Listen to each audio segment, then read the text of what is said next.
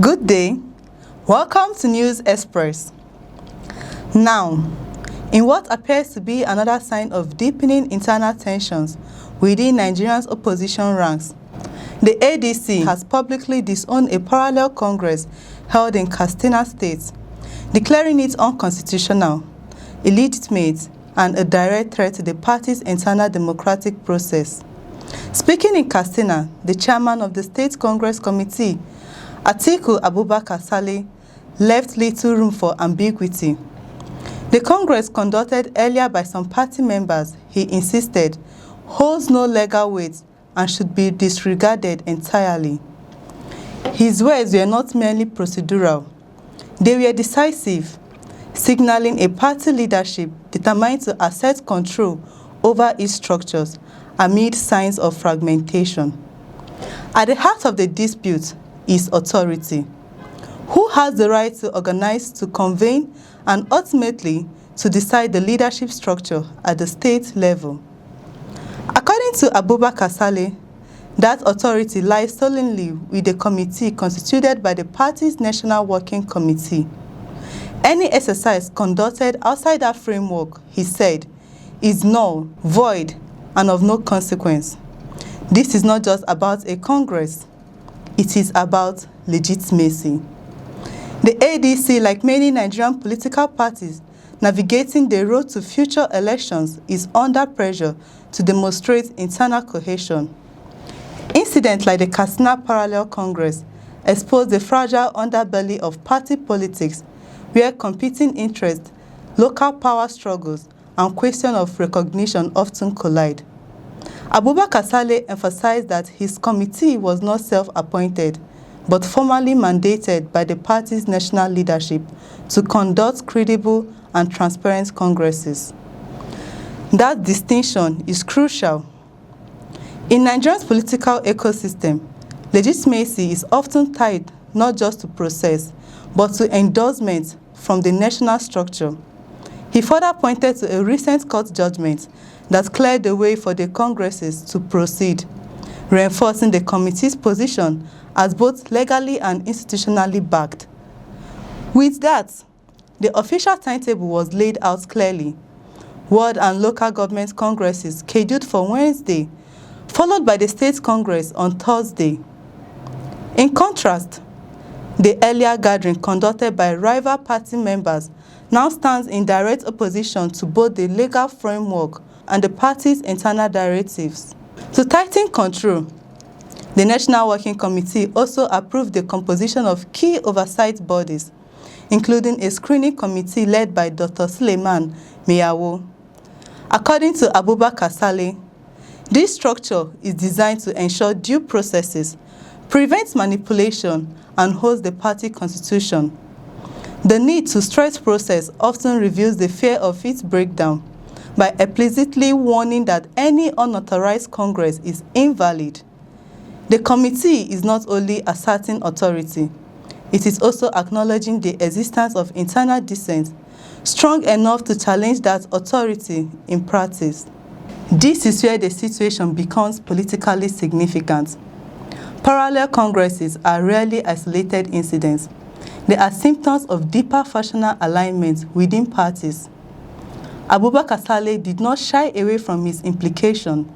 He described the unauthorized Congress as an attempt to undermine party unity and disrupt its democratic process.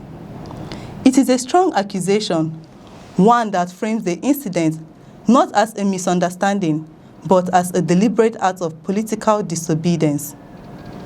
His message to party members as stakeholders was equally firm. Avoid participation in any unofficial activities and align strictly with the recognized process. In Nigerian politics, such directives often serve as loyalty tests, drawing a clear line between those within the party's accepted structure and those operating outside it. Perhaps, most telling way, his appeal to security agencies. By calling for vigilance and urging intervention against those attempting to disrupt public order under the guise of party congresses. The ADC is elevating the issue beyond internal party disagreement to a matter of public concern. This raises the stakes significantly. Once security agencies are invited into internal party disputes, the conflict moves from political negotiation into enforcement territory. It signals that the leadership views the situation not just as dissent, but as a potential threat to order and stability.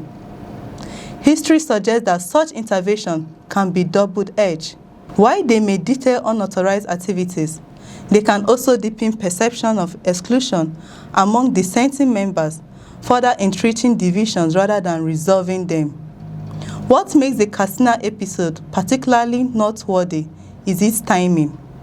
As Nigeria's political parties begin to reposition ahead of future elections, internal congresses are more than routine exercise. They are battlegrounds for control of party structures, delegate lists, and ultimately electoral tickets. In this context, a parallel Congress is not just procedural misconduct, it is a challenge to power. The ADC, a party that has positioned itself as an alternative platform in Nigeria's crowded political field, maintaining internal unity is critical to its credibility. Episode of internal conflict risks undermining that positioning, reinforcing this perception that even smaller parties are not immune to the same structural weaknesses that affect larger political organizations. At the same time, the firmness of Abubakar Sale's response suggests a leadership unwilling to allow ambiguity to linger by drawing a hard line, recognized versus unrecognized, legal versus illegal. The party is attempting to close ranks quickly and prevent the situation from escalating further. Whether that approach succeeds will depend on what happens next. If dissenting members accept the authority of the recognized committees, the crisis may dissipate as quickly as it emerged. But if rival factions continue to assert their own legitimacy, the ADC could find itself drawn into a prolonged internal struggle, one that may ultimately require judicial intervention, a common outcome in Nigerian party disputes. For now, the message from the party's Katsina Congress Committee is clear, forceful, and unambiguous. There is only one legitimate process, one recognized authority, and one path forward. Everything else, they insist, does not count. That's all for now on News Express. If you have something to say, head over to the comment section and share your thoughts. We would love to hear from you. Don't forget to subscribe and share this video. I'm Chidera Esom. Thanks for watching. Do have a beautiful day.